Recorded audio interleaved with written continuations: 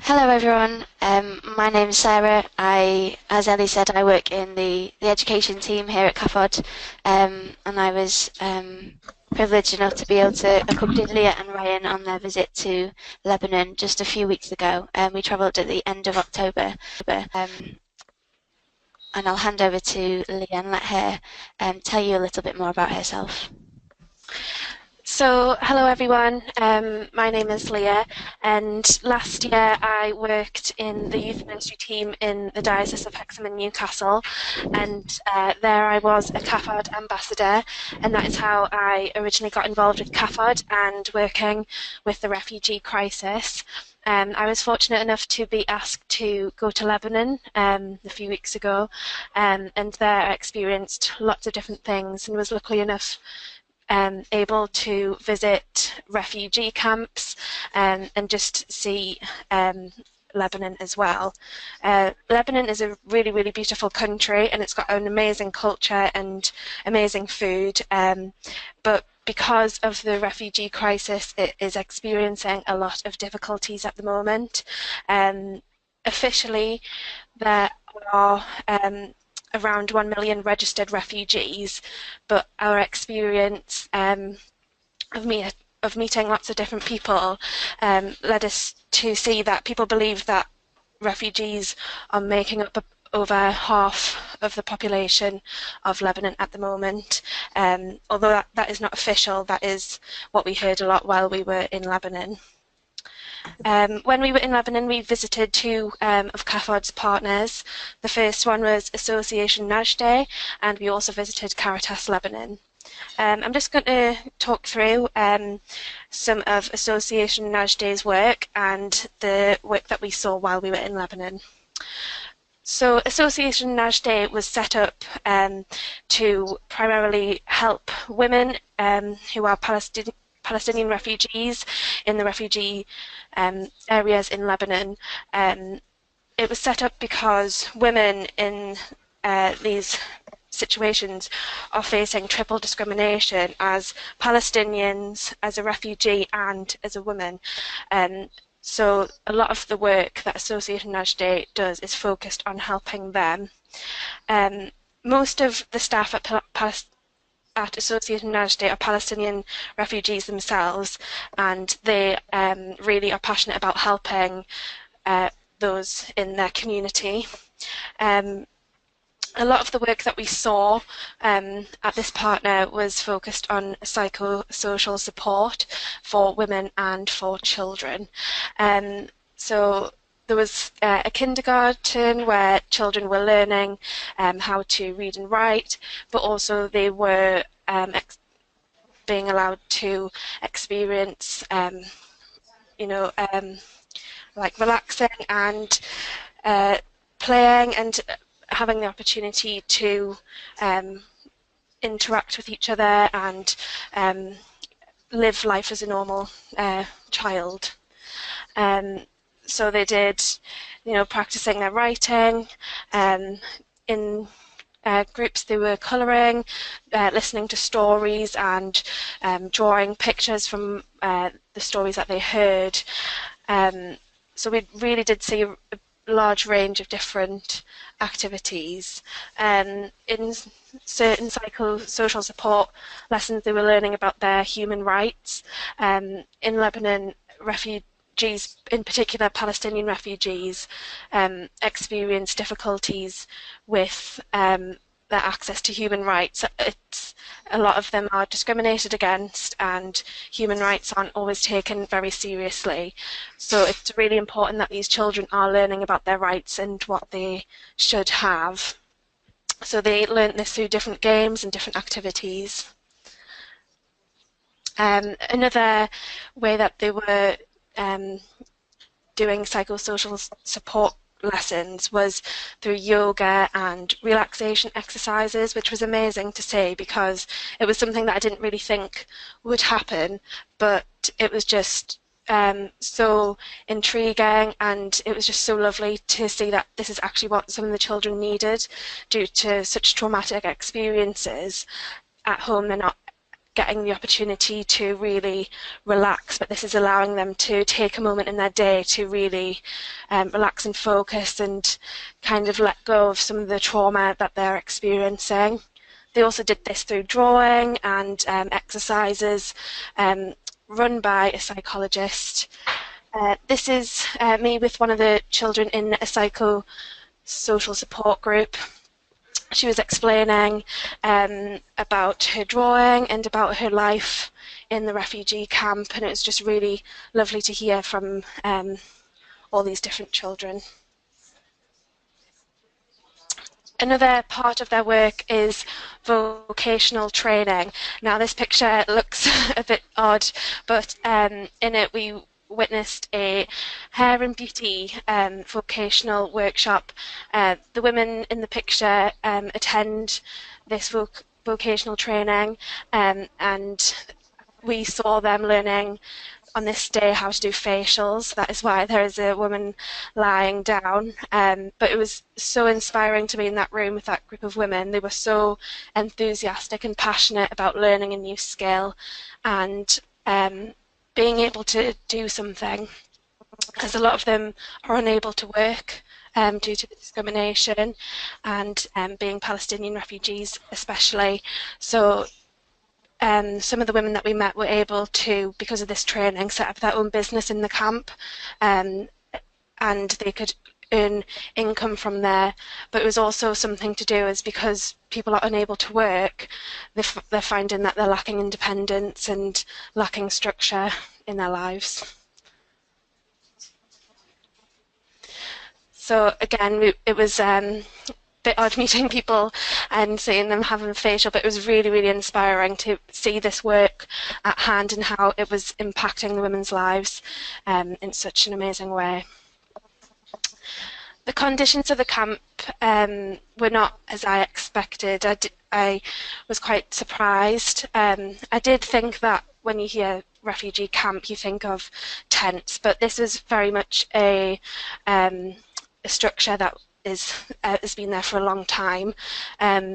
The streets and the alleyways are very, very narrow, and because over time they have built on top of the buildings, they are becoming fairly dark. The wires that you can see hanging down are a mixture of electricity and water pipes. The camps are extremely overcrowded with 22,000 people in a kilometre square, and it can feel cramped and claustrophobic. The buildings are fairly dangerous because they have built upon them and the foundations are quite weak as they weren't meant to have been so tall, and there's regular power cuts in the day. So in the centres we saw that children were experiencing the power cuts quite regularly, and they were doing really well to just continue with their day. So we were walking around the camp and it did feel quite claustrophobic, and it was so narrow, but there's lots of people walking around and lots of people using motorbikes in the small areas. There's nowhere for children to play, unfortunately, because there's a lot of buildings, there's not a lot of space, and there's only really a rooftop playground in a school that we saw that was a suitable space for children to play in. So it is really important that the children who are going to things like Association Nudge Day are experiencing their play in a safe environment.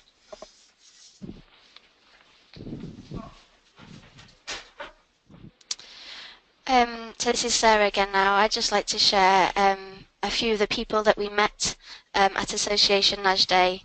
This was a young girl called Sarah, who was 14, and she's a Palestinian refugee from Syria. She came to Lebanon 5 years ago, and she was telling us that she came from the Yarmouk camp in Syria, which has now been completely destroyed. So her family have had to move over to Lebanon. And she was a lovely young lady who was explaining the positive impact that the work of Association Najday has had on her life since she's been in Lebanon. She shared with us that Association Najday has helped me to grow and develop. They've encouraged me. They've helped me to learn right from wrong. They've made me who I am today. Um, and she's really getting a lot from the psychosocial support lessons. She was one of the girls in the photo we saw earlier of the psychosocial support lesson when the children were learning about their rights. They were learning about that, you should be able to play, you should be able to have food, you should be able to move, you should be able to be safe. And she was explaining that she thinks these are basic rights for all people. Um, and when we asked her, we did an interview with Sarah, and at the end of her interview, we said, is there any message you'd like to give or anything you'd like to say? And she said, I'd like to return home and to live peacefully like other children in the world. And this is Mohammed, he's 27. He's a Palestinian refugee from Lebanon. So he was born here. He was born in the camp that we were visiting, and he was just sharing that life is really miserable in the camp. He was saying there's no work, no right to own property. His father had passed away. His mother and sister were at home, and he's jobless. He's looking for some work.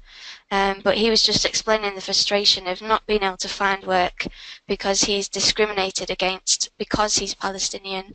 He was saying, I often try and apply for jobs, and when people ask his nationality and he explains that he's Palestinian, they say, okay, come back later, or yeah, okay, we'll give you a ring, and then he doesn't hear. He was just saying that living without work, he just feels as doesn't have any purpose, and he was just saying he wants to be like other people with a job, with an education, and with a life. And we asked him about basic rights. I said, what do you think are the basic rights that all people should be able to have? And he said, to live a good, secure life. In Lebanon, you can't do anything. I just want to be human. It just really struck me how much he was just asking for a really, really basic thing, just to kind of be treated with, to be treated as a human, to be given those basic rights. This is Ahmed, who's 19. He was saying, living here in the camp is very hard. There is no work. I am jobless. Our life has changed completely from what we are used to in Syria. In Syria, we move freely wherever we wanted to go. Here, it's very hard. I cannot renew my residency, so I cannot go out of the camp. And then he shared, I hope that nobody witnesses what we have witnessed, because what we have witnessed is very difficult.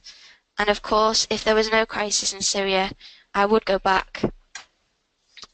So the real sense of people really wanting to return Syria to be returned to normal. And this was a young lady called Wessam, who is 27. She's a dentist, and she was just sharing as well, just the kind of finding life in the camp really difficult. She said, here the situation is very miserable. There's no work, and you cannot work at anything. As a dentist, I cannot work in this field. So she was a trained dentist, but wasn't allowed to work in that profession outside of the camp. She said, everyone should have the right to live in a decent life, have the right to move freely where they want, have the right to find a job, be educated, enter a school or university. There is a lot of problems for Palestinian Syrians. These problems must be solved. So yeah, it was just really quite hard hitting listening to their stories and hearing the struggles that these people were facing in the Palestinian refugee camps. So that's kind of an overview that Lee has given of Association Najday's work. They're doing incredible work with the refugees there, and this was just an image of a painting that we saw on the wall. This kind of whole idea of the right to work and a campaign that they've been involved in. I'm just going to talk now about the work of Caritas Lebanon. And the work of Caritas Lebanon is split into two parts, Caritas Lebanon and Caritas Lebanon Migrant Centre. So we were visiting the Caritas Lebanon Migrant Centre, um, and their work is split into two again. They have community centres that run loads of activities and sessions, psychosocial activities, and basic life skills sessions, which help refugees get involved and integrate into the host community. So this often involved activities like chocolate making, learning to make pastries, hairdressing, computing, internet security lessons, English lessons, and a lot of social cohesion projects. And then the other part of their work was the service centres, um, which the staff in the service centres assess each refugee or each family case by case and decide and prioritise their needs. So whether it's medical care that they need, or child protection, there's an issue of child protection, or financial support, or it might be that there's a case of gender-based violence, and the Caritas Lebanon Migrant Centre have safe houses where they can protect victims of gender-based violence. They're also working with the Ministry of Education to ensure Syrian children receive a formal education, and a lot of schools in Lebanon now are putting on a double shift to cope with the extra numbers. So there's a really big focus on social cohesion. This was an English class that we sat in for a little while in. It was there were a group of Syrian and Iraqi refugees who were learning to speak English, with the hope that they'd be able to migrate to another country. A lot of them were talking about moving to Canada and Australia, so they were trying to improve their spoken English and written English skills. This was the same group again. After their English class, we just asked them to share some of their stories, and it was really humbling just listening to them share. We went around the room and each of them was sharing a little bit about their situation. There was, naturally a lot of kind of frustration about their situation, but they were also sharing about the work of Caritas Lebanon and how they've been positively impacted by that, and how CAFOD's partners ensuring them to kind of lead a more normal life while they're in Lebanon.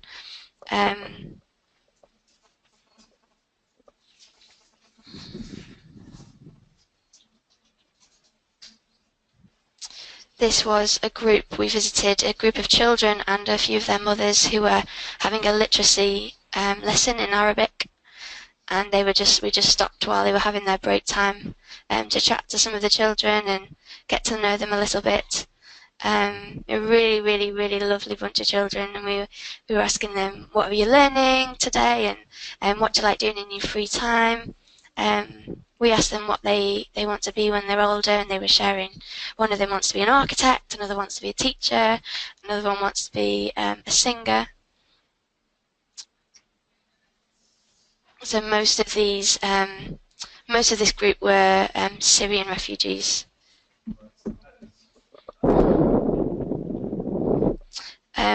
We also got to see a self-defense class, which was run. This was a boys' session, but they also had it for mixed groups and also for women, adult women. And the instructor was just saying how the children love it.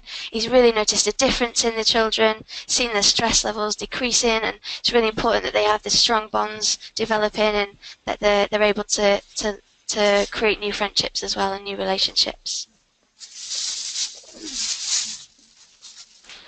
So this was us when we met with the Caritas youth team, the youth department in the camp in Kura. Kura is where only youth projects involving Syrian youth and Lebanese youth are taking place. So their main focus was primarily to support the social cohesion in Lebanon. As you would understand that a lot of people are moving to Lebanon, so there's a lot of different cultures and different people from different countries, and because the situation has been going on for a few years, tensions are starting to rise. So this need for social cohesion is so important, and these young people were just so inspiring, and they worked so hard, and they do so many different projects and um, different things to raise money and to also help their community. And some of them were refugees themselves from Syria and other countries. Some were from Lebanon, and they were telling us how there is a tension between Lebanese people and refugees, and it's sometimes hard to get people to work with each other.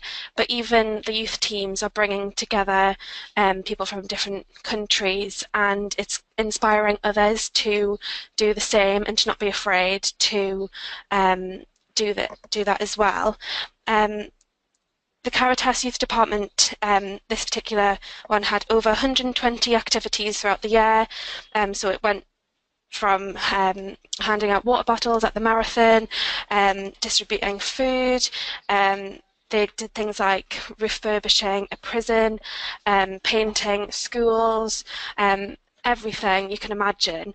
And they were just so inspiring, and they were just so willing to help, and they do so much, and they're just so passionate about this.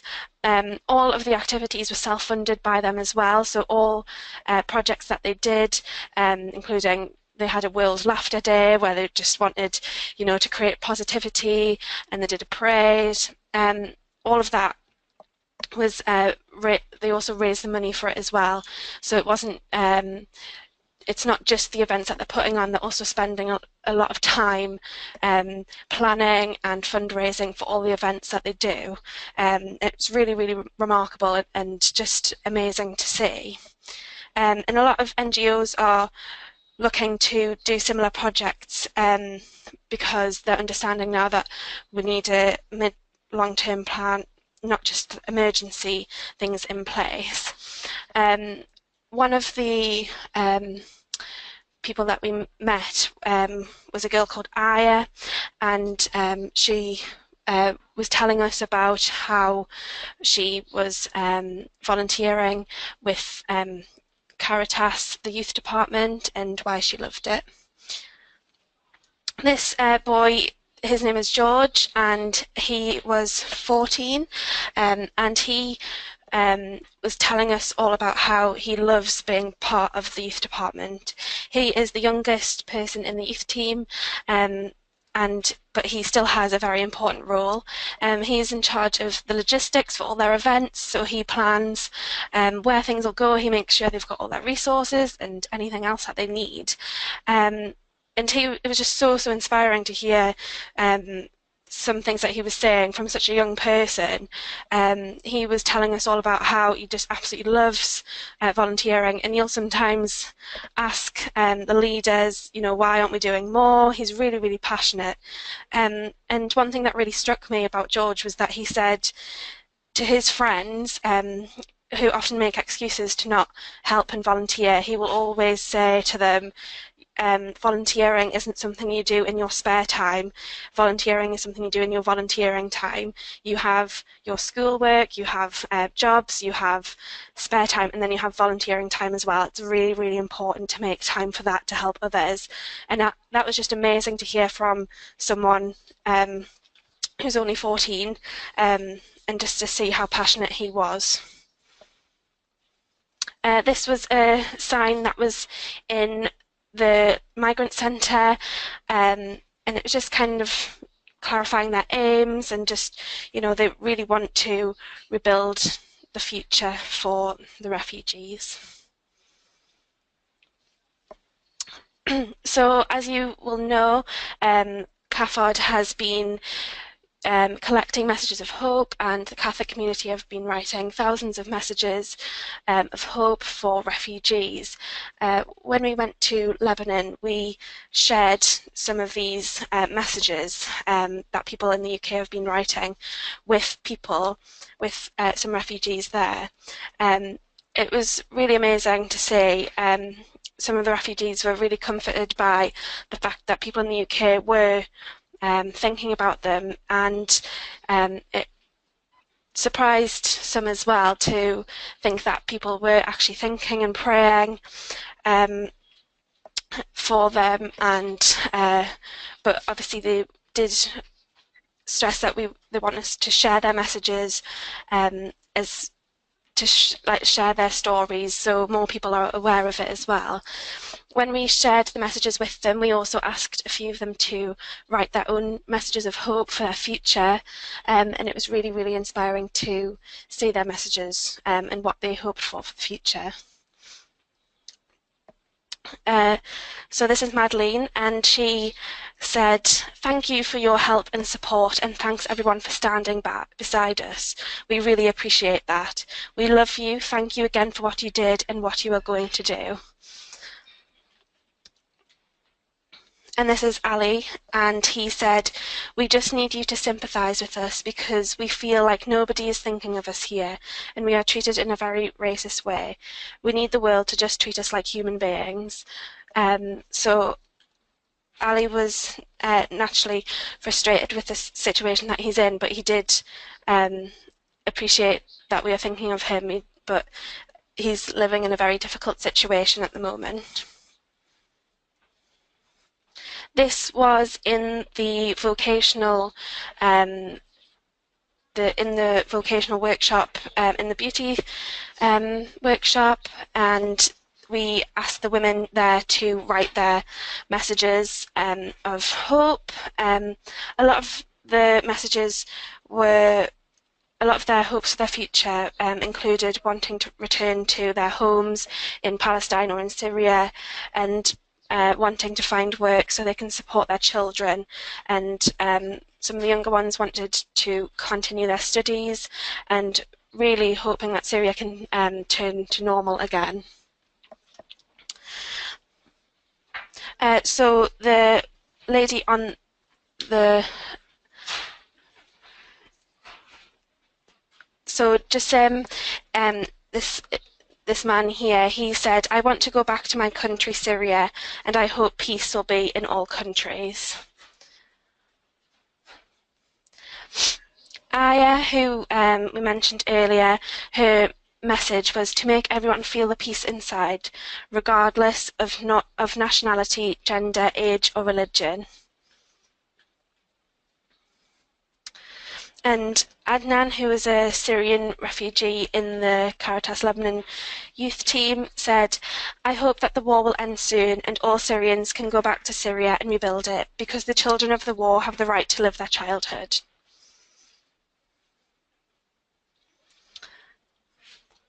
So this was the youth team reading some of the messages from the UK, and reading some of the things that we have written for them.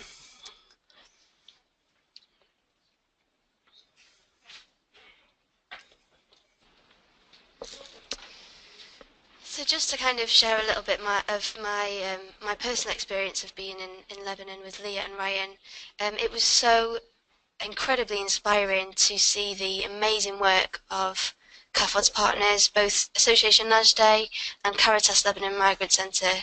It was yeah, some really amazing work is happening to support the refugees in Lebanon. And it was, yeah, just a really humbling and inspiring experience to be able to see some of that.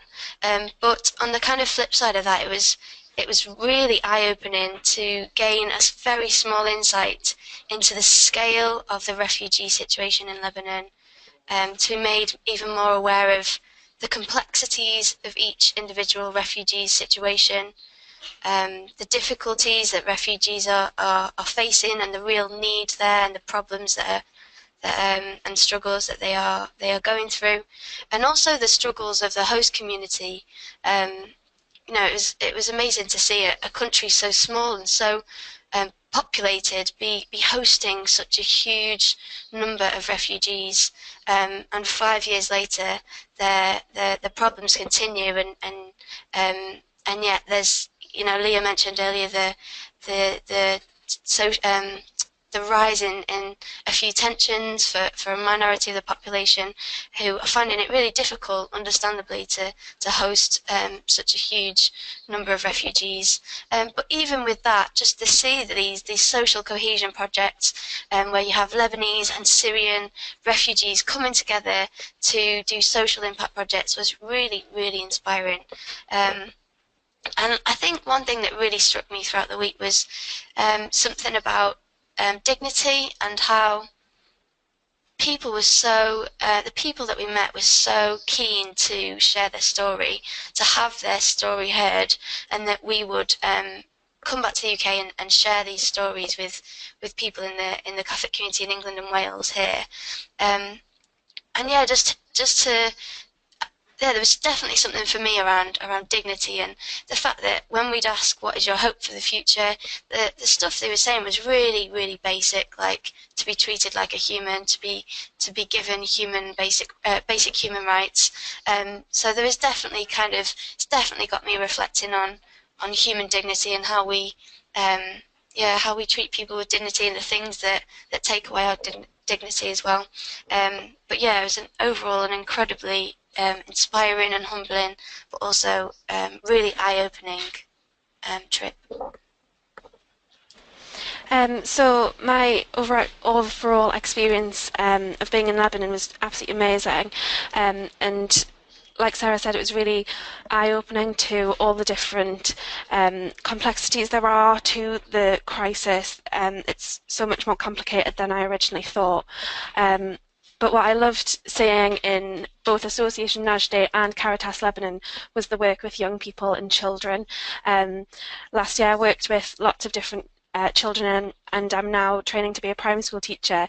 So to see so many different children and who have obviously gone through traumatic experiences, getting the help that they need, through simple things like being able to play and be able to discuss their rights, drawing, yoga, all those activities were really beneficial to them, and to know that they are the centre of a lot of people's thoughts and a lot of people's work was really, really inspiring. And just really amazing to see that the children were being able to play and do the simple things that all children should be able to do, but unfortunately they had been taken away from them due to the crisis. So I really, really loved seeing the work of both the partners. So yeah. So thank you so much to both of you, Leah and Sarah, for sharing your experience with us.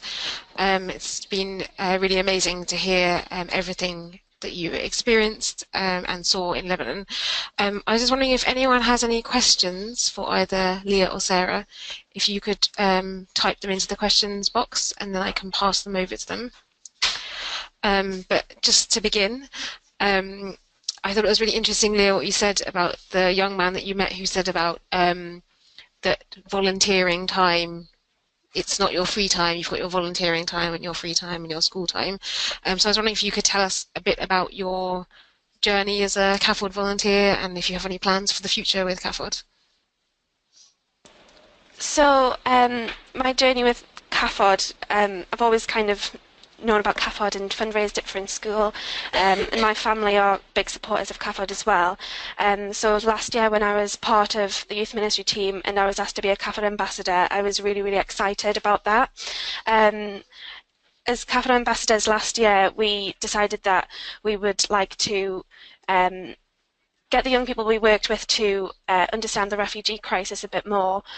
So that's what we decided to focus on in our work as CAFOD ambassadors. And as part of that, we began to collect messages of hope from the young people that we worked with by doing sessions with them. And in March last year, we were fortunate enough to visit the Houses of Parliament, and we took some of these messages with us and met with the MPs who were the MPs of where the retreat centres were across the country.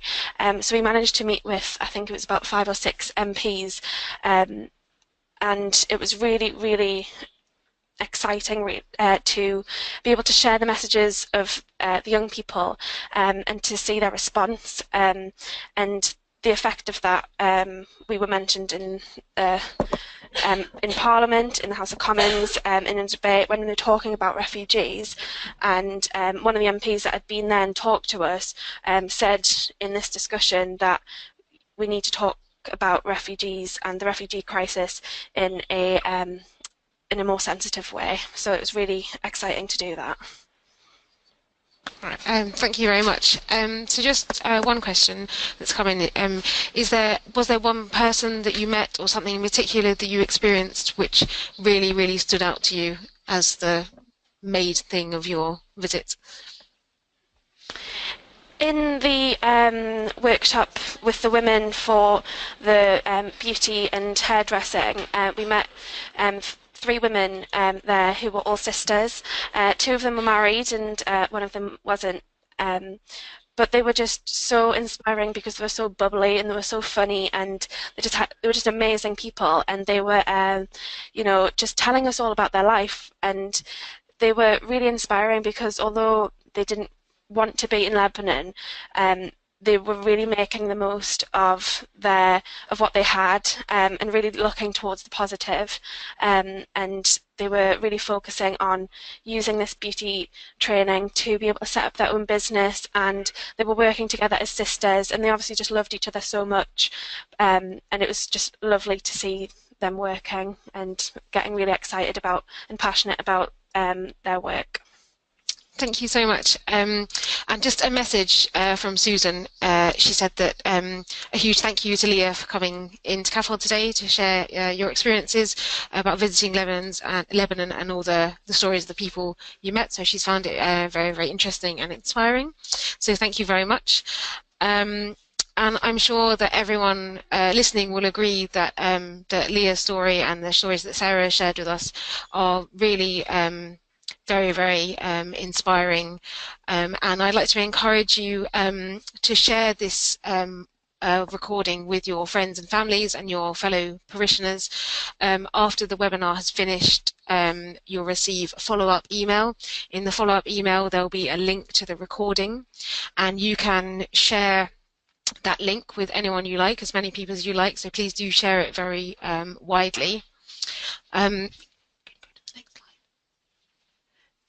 Next slide. And I'd just like to, before we finish, unless Sarah or Leah have anything else to add. Yeah, Sarah? I just wanted to add one more thing, which was just to kind of extend a thank you really to all the people who've been helping to support refugees in all the communities that we work with by writing messages of hope and solidarity, for praying for refugees, for raising money for the emergency, the Syrian appeal. And I think there's been a huge, amazing kind of drive during the Year of Mercy to really focus on this issue. And I think it would be just meeting and chatting to the people we met in Lebanon. They're really, really, as Leah said, really want their story to be heard, and their messages to be shared and listened to. And that even though at the end of the Year of Mercy, the situation in Lebanon and in Syria and in all the other countries that have huge refugee populations like Jordan and Turkey, that situation for those people hasn't gone away, and that it'd just be really, really great if we could keep continuing to pray for this situation, to raise awareness, to campaign where we can, and just one of the key things that I came away from Lebanon feeling was that the people we met were really, really, really wanted their hope, their story, but also their kind of thanks to be brought back to this country as well. So yeah, just thank you to all those people who've been involved so far. So I'd like to echo what Sarah has just said.